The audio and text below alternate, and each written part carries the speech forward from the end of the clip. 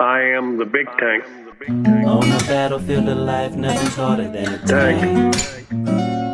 Yeah, have you ever met a man, heart's full of love, bigger than a tank?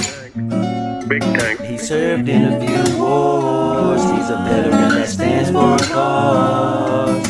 For the best interviews and news, just keep it glued to the tank. I am the tank. Big Big tank. Tank Talk. Tank. Big Tank Talk.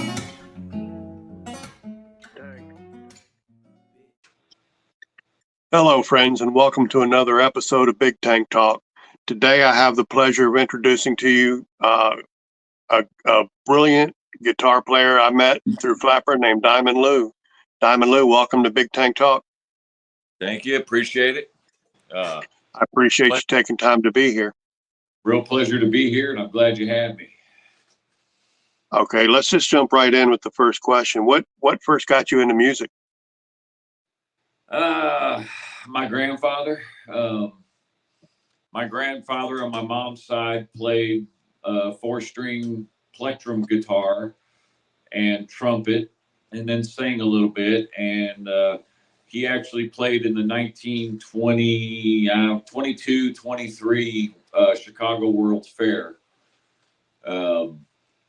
with a band that was pretty popular, and they actually were asked to go to Hollywood and play in Hollywood in the movies, and he decided to go back to LSU and go back to school.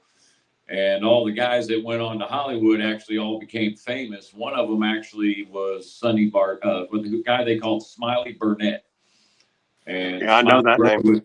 Smiley rode with Roy Rogers and the whole shebang. So yeah, that's kind of, so he played that plectrum guitar.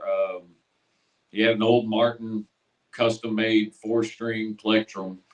And I don't know if a plectrum it's an acoustic guitar. It's a little smaller, kind of like a tenor, but even smaller than that still.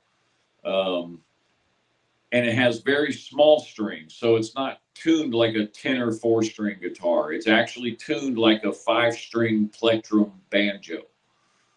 And it uses almost the same strings, but it doesn't have the 5th short string. It just has the bottom 4. And so it's played like a 4-string banjo. I bet he was quite talented, wasn't he? He was very talented. He had his own style. But so from when I was 1 and 2, even in the crib still, all my first memories are of him playing. And by the time I was 3, I was picking up his guitar and playing. I'd hear like the radio going, and I heard, I don't even remember, "You're the Sunshine of My Life" or something like that was playing. And I just kind of was playing along with that, the melody on the guitar. And then instantly they were like, "Get this kid a guitar." And so I've pretty well had a guitar in my hand ever since. And That's pretty amazing. So let me ask you, and you can take this in whichever direction you like, but I was wondering if you could describe your creative process.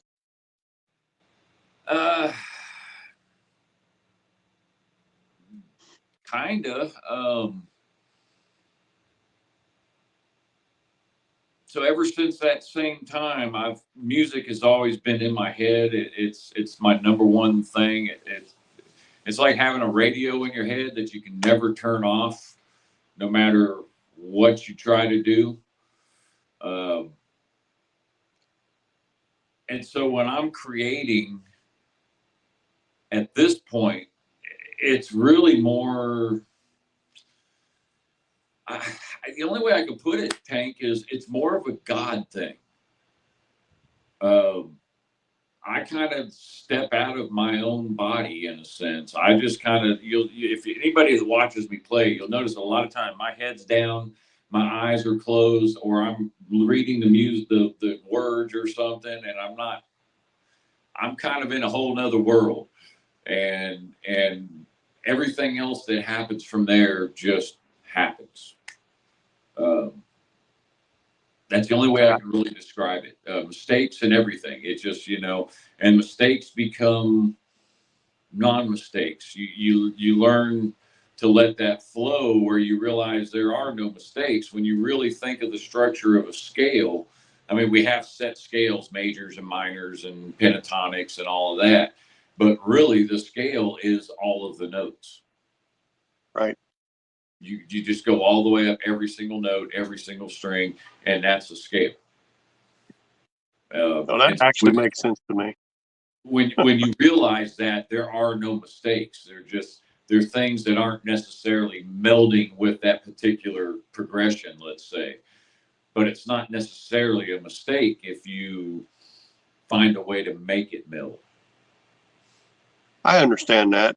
That's a good way, actually. If you're doing a song that somebody else wrote, that's a good way to make it your song as well. And so yeah, that's basically my process. Is I follow the flow state. Let me see if I can find it real quick. Flow state, in case people don't know, is a very specific thing. Sorry, I'm trying not to burn up your time here. Oh, you're doing fine. No worries. I should have had this prepared, but I really didn't expect to go into this. And it's something that's not just music involved, but it's involved in everything, especially where it comes to art. So let me read this. Flow state is a mental state of operation in which a person performing an activity is fully immersed in a feeling of energized focus that's full involvement and enjoyment in the process of the activity. In essence, flow is characterized by complete absorption in what one does and a resulting loss in one's sense of space and time. That actually makes a lot of sense to me. And you're right. I could see that. And I've interviewed a few painters, and I could see them getting into that flow state as well. So exactly. That makes a lot of sense. And carpenters. I mean, I've seen a lot of people in a lot of different, people think carpentry, you don't think artistic, but if you think of these guys that are turning wood and making bowls, and they have to be in that flow state for stuff like that. So it's a very inclusive statement. And that's my creative process, is following the flow state. That's fantastic. And that's, believe it or not, I understand that probably better than I expected to, but I do understand it. So let me ask you this. I know you pretty much had a guitar in your hand all your life. And it was your grandfather that got you into music. What inspires you to play and perform now?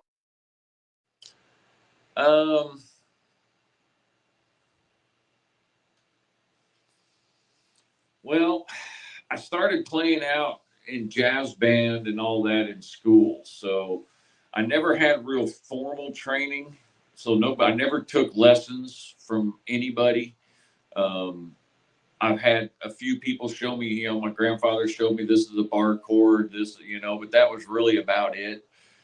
And in jazz band even, they just said, here's the music. And I had a really good jazz band teacher. And he would say, here's an album to go with the sheet music, and go sit in the practice room and listen to these songs. And he knew if I listened to it, I'd be playing it. And 5-10 minutes later, he'd come in, how's it going? And I'd play the song for him. He'd be like, yep, that's what I expected.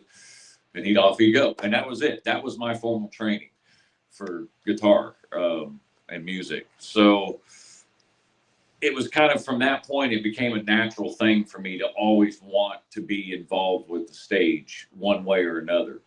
And it wasn't always on the stage playing guitar. Most of my life and my career in the music business was actually working in sound and lighting and, intelligent lighting and stage designing and, production management and, all sorts of things in that nature. So I spent probably more time over the stages and under the stages than I ever have on the stages.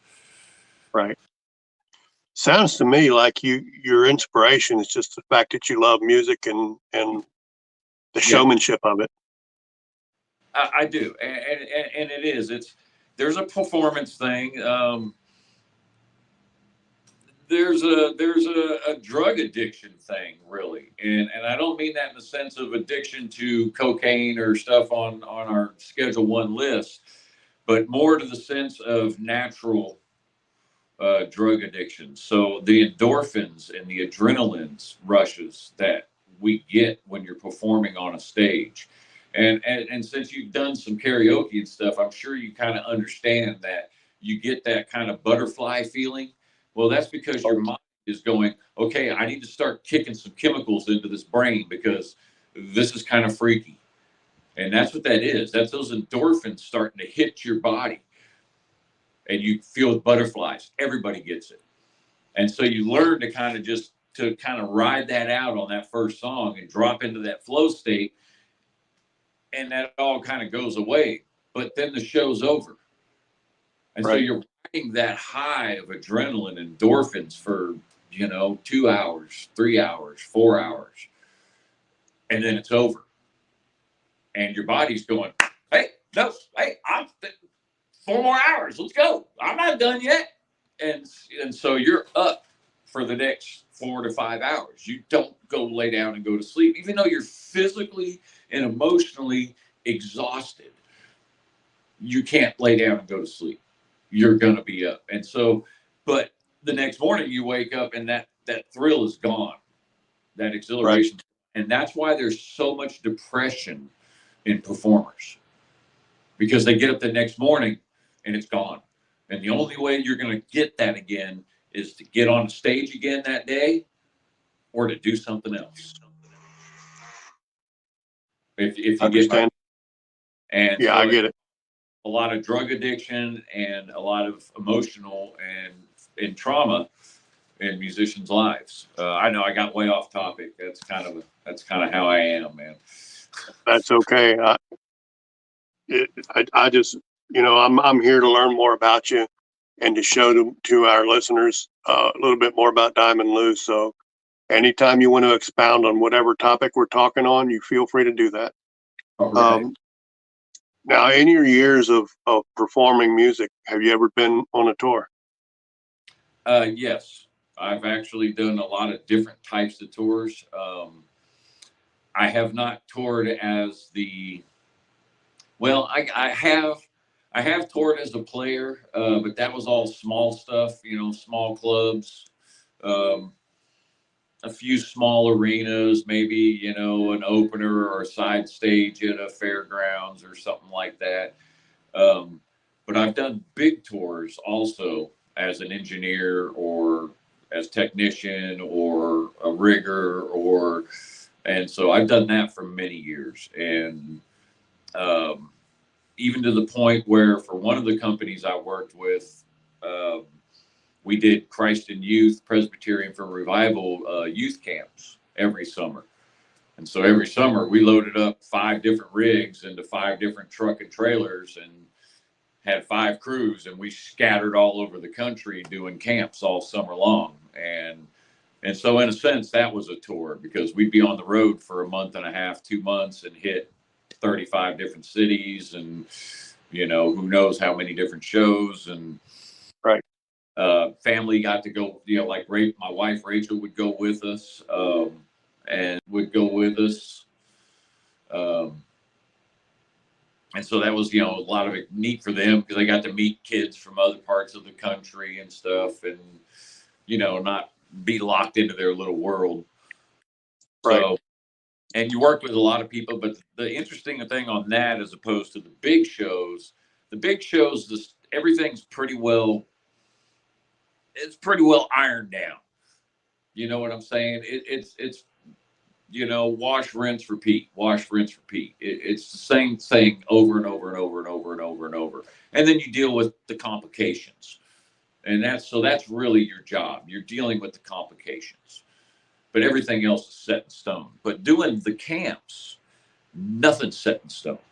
So every time I showed up on a gig, I have this much equipment and I know what I have and what I can do. And then they tell me what they want. And then I get to sit there for the next 30 minutes and design the stage, the layout, the cabling, the electrical, where I'm putting this, where we're going to put that, where we hide the amps, where we hide the distro packs for the lighting, where we hide. And so that becomes a whole different aspect of doing those kind of jobs, you know, and it's fun. And so when people say, are you a professional musician? It's like, well, yes, because I've worked in the music industry my entire life for money. So yes, I am a professional musician, but I have not been on the stage for money my entire life, but I have for the last 15 years. I've done nothing but play music. In 2003, I broke my back on the job doing a show in Houston, a big show, and I retired from doing sound. And so once I recuperated from that, I took up music full time, and I played on stage full time from that point on. That's awesome. So I'd like to do a little creative thinking if we could. For the sake of argument, you're getting ready to do a tour as a performer, and you get the option of choosing who you open for. Who would you open for?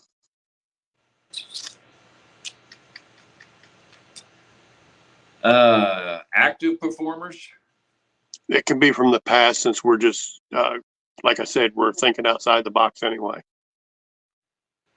If it could be for anybody, I'd have to go with Led Zeppelin. I think that would be the ultimate band to open for. The original Led Zeppelin, you know, not Right. any of the modern ones. Yeah, that would be mine. Now, that's not to say I haven't opened for other big bands and wasn't absolutely thrilled for it. I got to open with a garage band I was in for Ronnie James Dio when I was 16 years old. That's awesome. And I actually got to go on the stage with him and play the first two songs, played rhythm guitar on Rainbow in the Dark and dang it, what was the other one? Ship of Fools. Good songs. It had to. I can imagine how much of a thrill that was.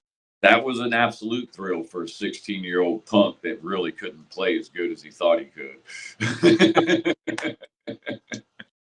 Now, my question has another side to it.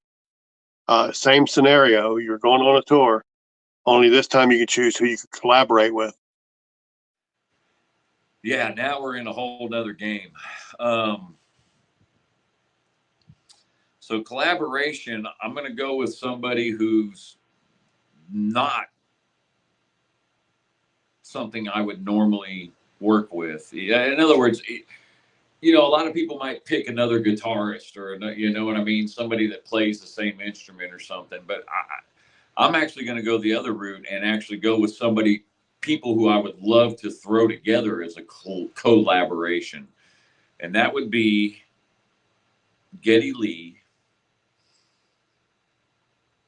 Well, you know, I'm a Rush fan, so I definitely appreciate that selection. I would love to write stuff with him. But I would love to have behind us Carmen Appice on drums. Nice. Or Appice is how a lot of people say it, but I always heard it called Appice, but when we were kids. I don't think he ever got the credit he deserved as a drummer.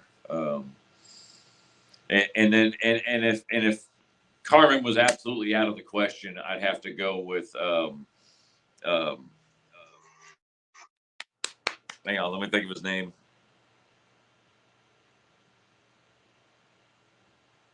Artemis from Skinner. Okay. A good choice too. I forget his last name. Pyle, wasn't it?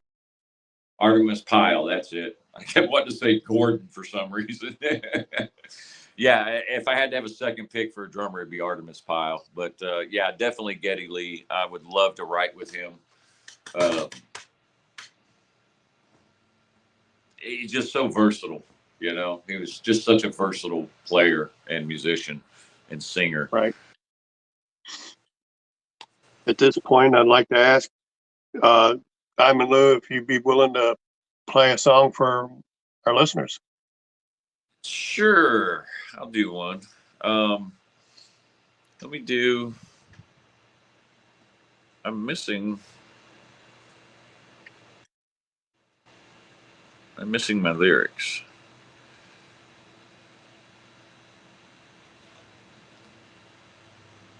Yeah, give me 1 second here.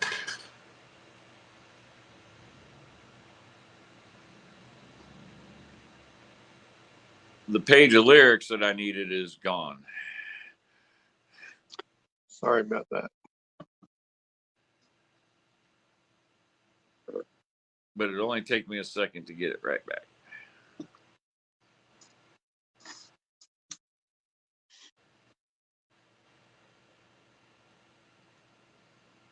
Maybe.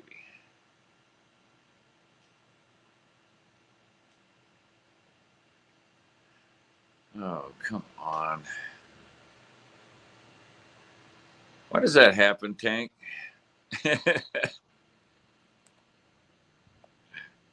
You know how it goes. Technology is a great thing until you need it. It's like I've been using these things for 2 weeks now, and it's been right here when I needed it. And now it's gone. Oh, my goodness.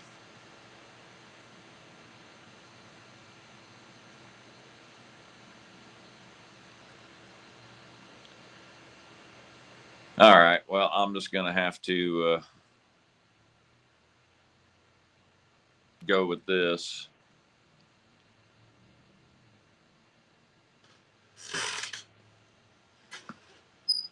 This is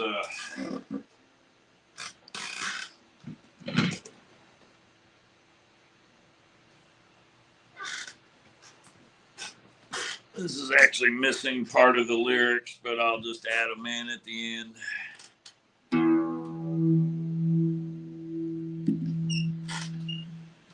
All right, so I'm gonna do a little Pink Floyd twofer, little short intro thing, and then we'll go on into a second song as quick as I possibly can.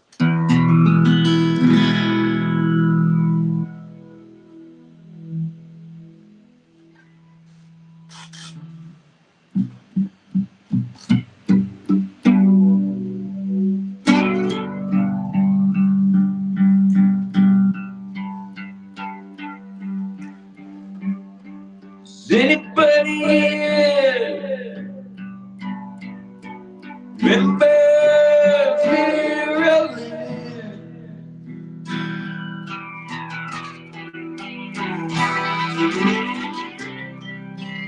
Remember how she said that we would meet again?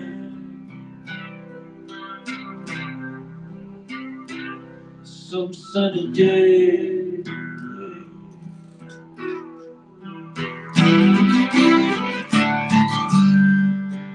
Feel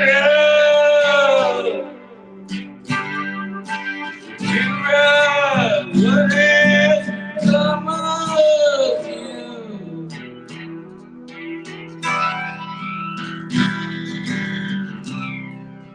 Somebody else again. Feel the way I do.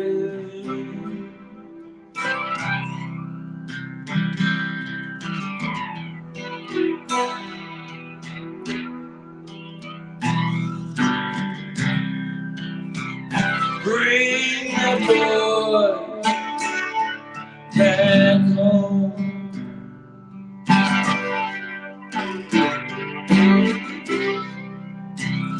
Bring the boy back home.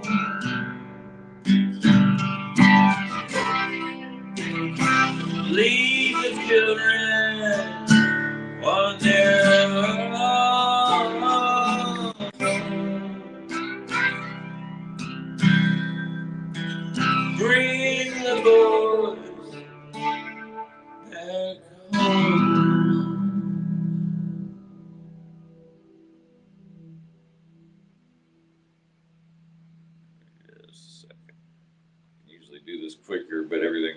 moved.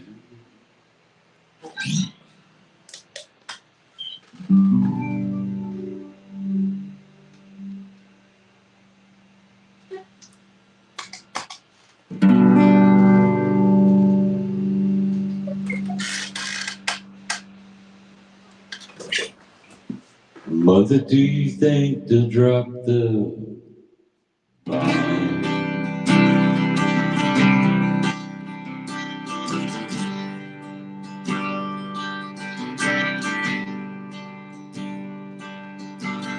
Mother, do you think they'll like this song?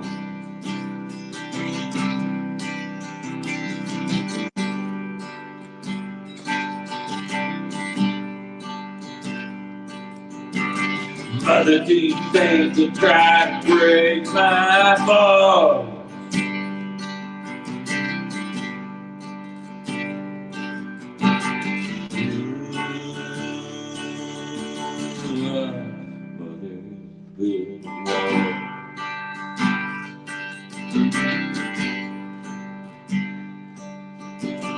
Mother, should I run for president?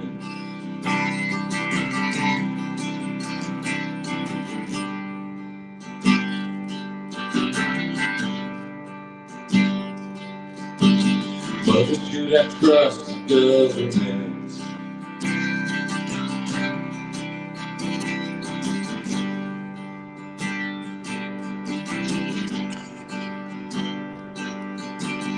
Mother, should they put me in the fire at night?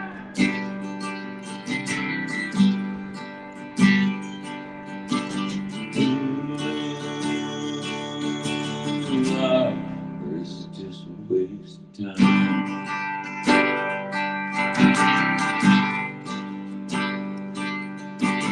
Hush now, baby, baby, don't you cry. Mama's gonna make all your nightmares come true. Mama's gonna put all her fears into you. Mama's gonna keep you right here under her wing. She won't let you fly, but she might let you stay. Mama's gonna keep baby cozy and warm.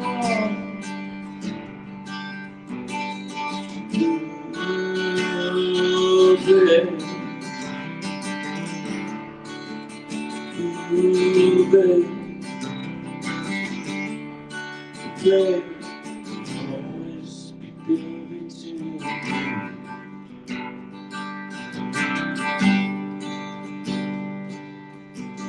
Mama, do you think she's good enough?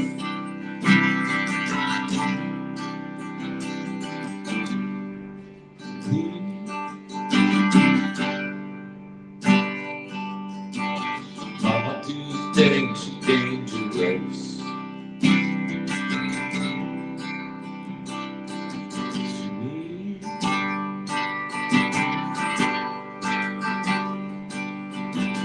Mama, what's your dad and that boy pie?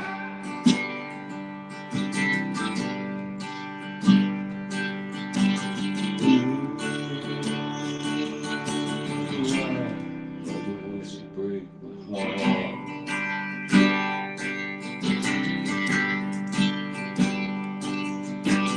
Hush me, baby, baby, don't you cry. Mama's gonna check out all your girlfriends. Mama won't let anyone get through. Mama's gonna wait up until you come in. Mama will always find out just where you've been. Mama's gonna keep baby healthy and clean.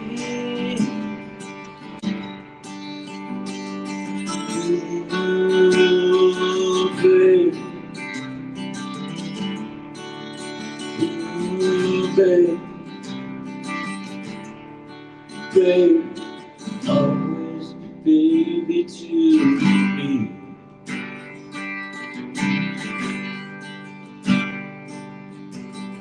but it didn't need to be so.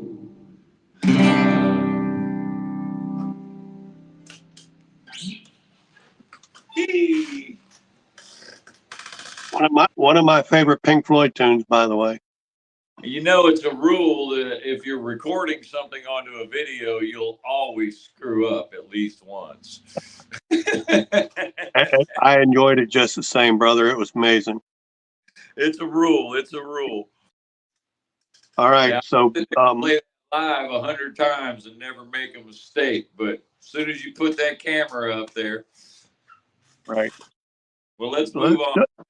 I appreciate Jumping you. back into the questions, let's talk about the business of music for a minute. How do you feel the internet has impacted the music business, good or bad?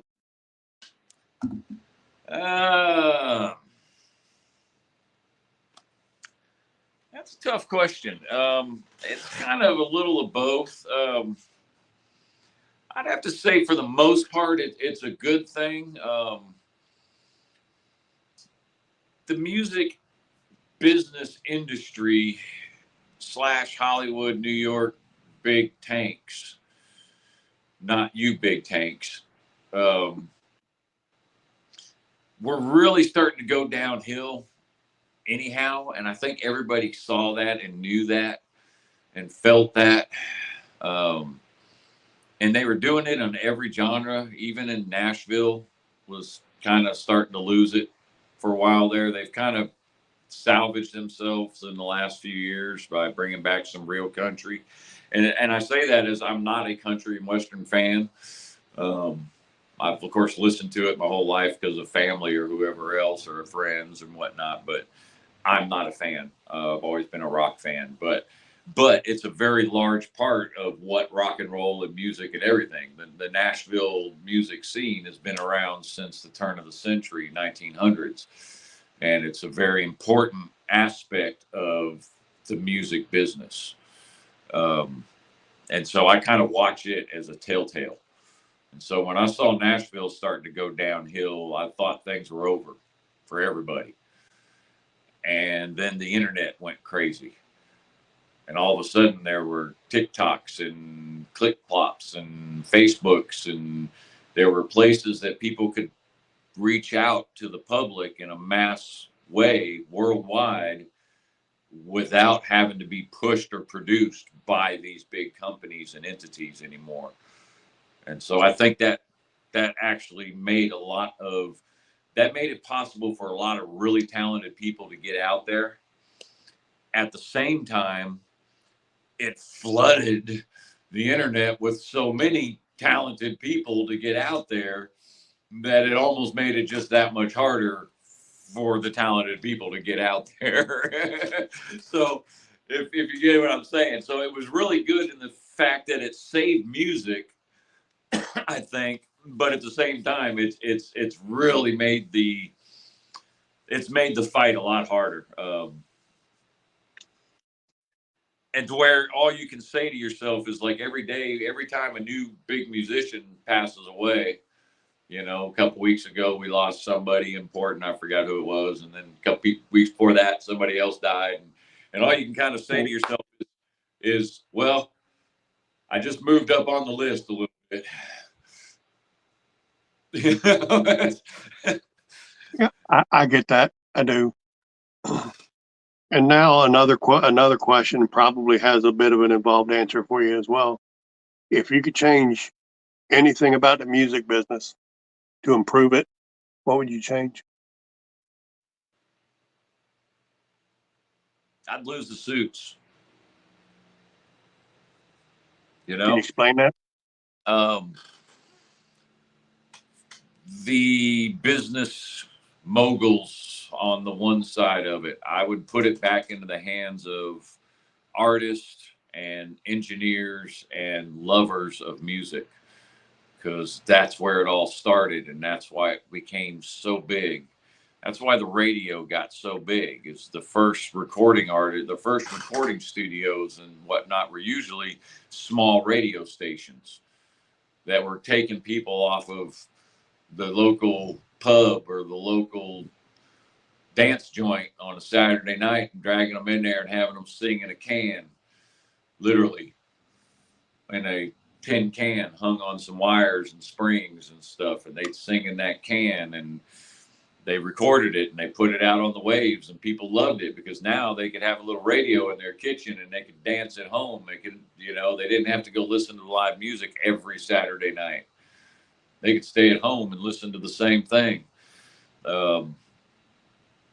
And I think that's where it needs to go back to. So if I could change anything, that would be it. I would, not to say that there doesn't need to be a business side to it, but the business side needs to be further down in the list of priorities instead of at the top. Right now, it's all about how much money can they make. Like right now, doesn't matter how much talent I have, doesn't matter how great a vocalist I am, doesn't matter if I'm the greatest guitar player in the world. I'm past an age, I'll never make it in the industry. It's too late. It's done. It's over. Why? Because the business criteria states that even though we can sell this look with ZZ Top and guys who are already known and famous, we can't sell it for somebody who's not. I do understand that, and I happen to agree with you. I think the control for the music business is not where it should be. No. I think honestly, if they focused back on music first, no matter who the talent is, no matter how rich they are, no matter how poor they are, just who the talent is, give them good, clean, honest recordings. Don't mud it up with a bunch of studio guitarists and studio musicians that are coming in there and throwing the typical lick and the typical this and the typical that. Let the music live the life that it was breathed by the artist who first breathed it, and see where it goes. It hits or it doesn't. If it doesn't, it doesn't. And that's kind of where it all came from.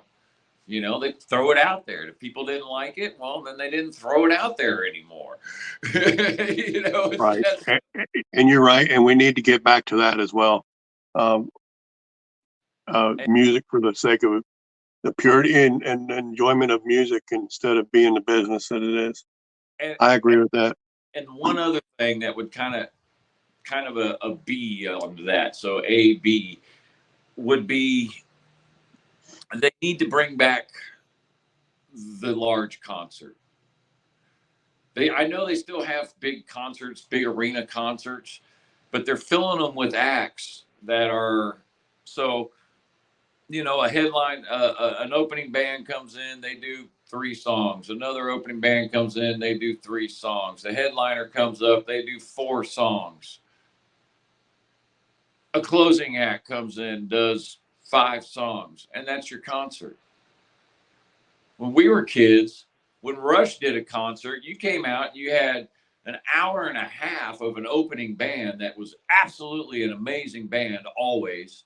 They always found either one of the best local bands or they brought somebody with them that was already an up-and-coming touring band, Scorpions or Y&T or, it was always somebody like that was not quite making albums yet, but they were really good. And so you got a great hour and a half show. And then the headliner came up and did 2 hours or 2 hours and 20 minutes. And they didn't stop. They didn't go off stage and change clothes. They didn't, and if they did, it was because they gave Neil Peart a 25-minute drum solo and they went backstage and, had a doobie and changed shirts or something because they'd already sweat one through or, drank right. Bottles of water and ate a sandwich or Lou, my first ever Rush concert, their opening act was Rory Gallagher. And a little bit of a history note on that. When Rush first came out as a band, they opened for Rory Gallagher. Rory Gallagher is one of the first acts to give them a shot at joining them on stage. So when Rush became really big, one of the first things they decided was it was time to return the favor. And that was the first concert I saw was Rory Gallagher opening for Rush. Wow. That's amazing. I would have died to have been there. It was an amazing show. I'd have rather seen the Rory Gallagher Was he with Spirit then? His act was called Rory Gallagher, so it was his band. It was his solo thing. That was after Spirit, probably. Oh, yeah. Playing with the band Spirit, which was his band also. Led Zeppelin opened for him on their first tour. That's awesome. And he played, I forget the name of the song, but he played one of his songs that he hadn't recorded or produced or played on stage yet, but he played it back in the green room. And Jimmy Page was there and heard it. Well, a couple years down the road, Jimmy Page wrote Stairway to Heaven, which was later they were sued, just recently even still sued by Spirit and Rory Gallagher for the rights to Stairway to Heaven because they claimed he copyrighted that song, was stolen from the song that Rory Gallagher had written. And of course, in the long run, it ended up being artistic licensing things because there was enough notes, and whatnot. It was kind of similar, but it was completely different. But even still, even long before that, Rory actually ended up opening for Led Zeppelin about 2 years later also. And it was funny how that happened with him, with several bands. You know, right. He was so big, and these guys coming across the pond and coming from Canada were kind of nobodies. And so they were all opening for the big guy like him. Sorry, All right. Lou, I got a couple more questions for you. One, as it regards to music, what's the best advice you've ever been given?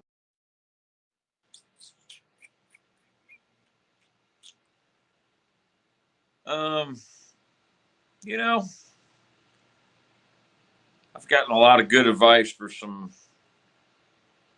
really super, super intelligent people. I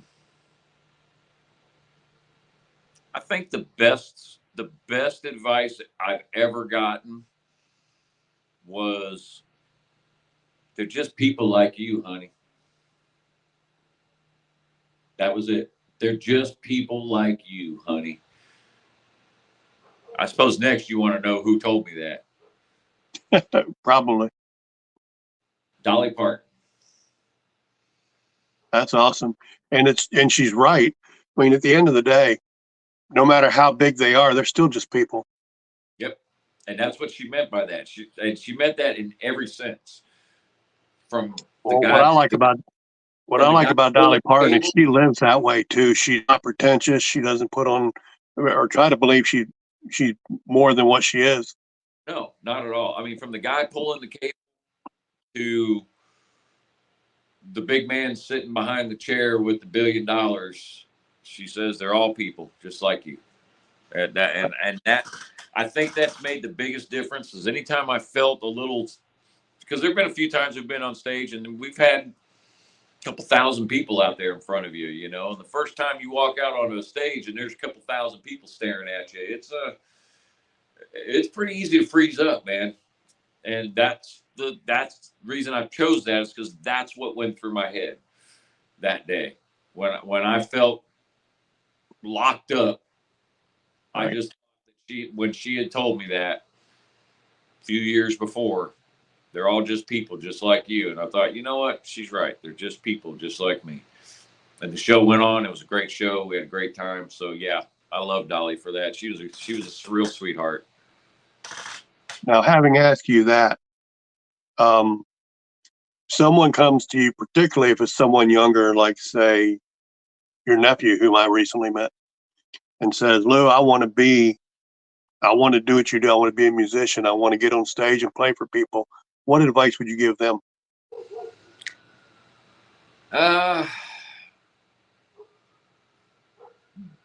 Be ready. You know, I mean, I don't know if it was just my life on it or what, but be ready to not have a lot of friends. A lot of people will come through your life, but you won't have a lot of friends. Be ready to work your living ass off pardon my French, and be ready and willing to learn everything you possibly can from everybody you possibly can. And I don't mean that in the sense of just music.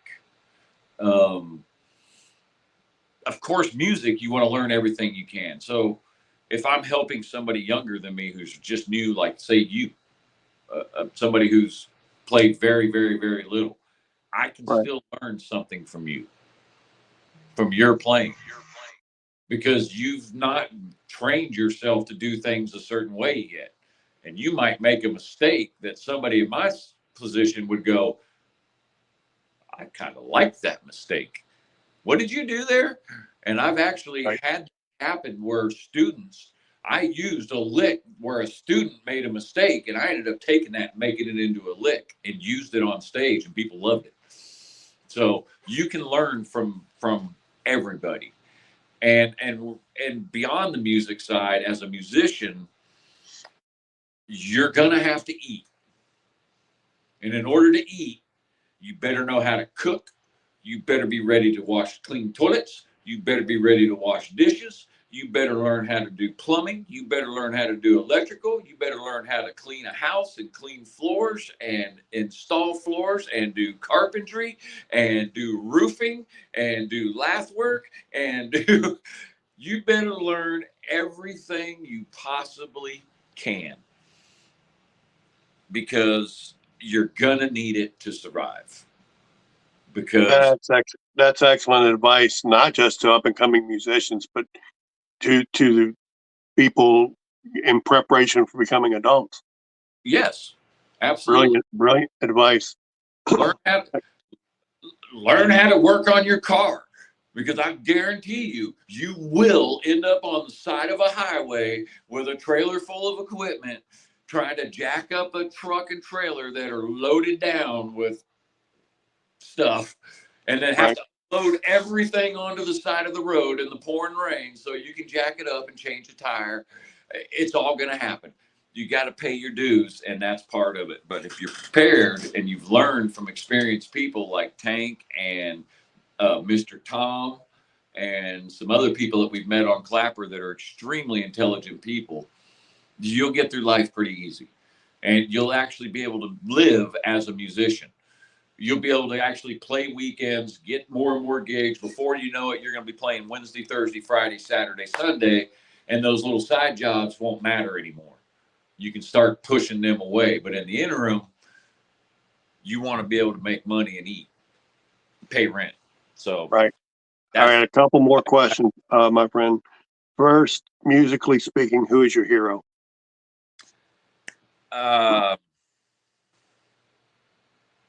Yeah. I've got to go with Jimmy Page. Self-taught, technical, sloppy, if that makes any sense. He can be technical and he can be sloppy, and he can do both. He's got more dynamic range than probably any guitarist I've ever heard. I've learned more from his style of playing than I have from anyone else. Although Alex Lifeson's right up in there, he's taught me a lot about rhythms and how to pick melodies out of chords and stuff when you're playing rhythms. I learned all that from Alex Lifeson. But Page, when it comes to leads, I mean, the guy was a master at the live audience performance. If you watch some of his live shows and you watch the people that are sitting there listening when he's doing his really good solo stuff, he could make a guitar get so quiet in a lead without touching the volume knobs. He could pick it and play it so quiet that everybody in the audience was moving up on the end of their seat. Right. And the next note would be so hard and so heavy, it would knock them right back in it. And you can watch them. They'll be going like this through the whole solo.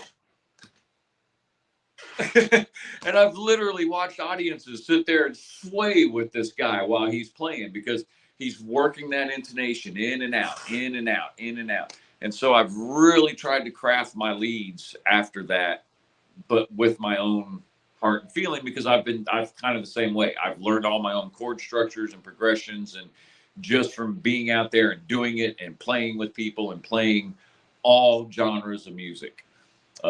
Jazz, blues, classic rock, the old school blues. The only thing I don't play is slide. And I'm tried and I can do a little bit, but I'm not a great slide player. Understand that. I just never had the aptitude for it. Or maybe it's Okay, just so trained the other way now. But yeah, that's it, man. That's all right.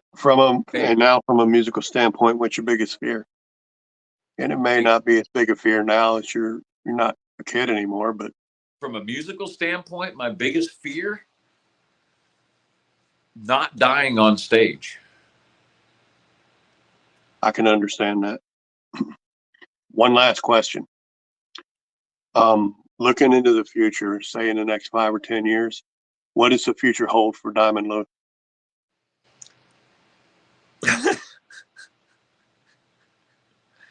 To be perfectly honest, Tank, I have no clue. I have no clues. I have no ambitions. I have no desires.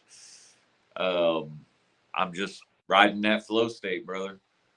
Riding it where it takes me, man. Trusting God to put the right people in my life, or to just keep me out off of the wrong path until it's my turn to go see them. I mean, I'm pretty much retired from working full time, so this is all I do now is play music, and I have to admit, Clapper has been a really huge boost for me. I mean, I've only been singing for about a month, so I didn't sing before. I've just played guitar for 53 years and or more. Now all of a sudden I'm singing and stuff. And people like Big Tank here, and some other great people on Clapper have just really helped push me forward into continuing on and learning more and getting more and more songs. And, I'm absolutely grateful to all of you for it. You pushed me past a hurdle that I've been trying to get over for 30 years. And y'all, Well, I am grateful to have met you, DiamondLou. I love music. As you know, I'm learning guitar, but I'm dealing with some pain issues that are making it difficult. But I have great respect for anyone that can play, and you're one of the best I've ever heard. I appreciate that very much. That means an awful lot. And so, yeah, that's really about it. I mean, what was that last question again? What was next? What's the future hold for you? Yeah, I mean, that's really it. The future just holds wherever I end up. I'm just kind of you could say I'm a feather in the wind, a dust in the wind. I'm just blowing with it right now. I mean, who knows? I could land a new band and end up on tour next year. I mean, it's just whatever happens. I'm open for anything. So that's the key thing is I'm not locked down in a full-time job. I can sing, I can play rhythms, lead, bass. I write, don't write lyrics a lot, but I do write music and some lyrics, and I'm completely free, 100% free to do it full-time as a job. And so I do. I play and I practice, and I'm in my little studio here 6 to 10 hours a day. And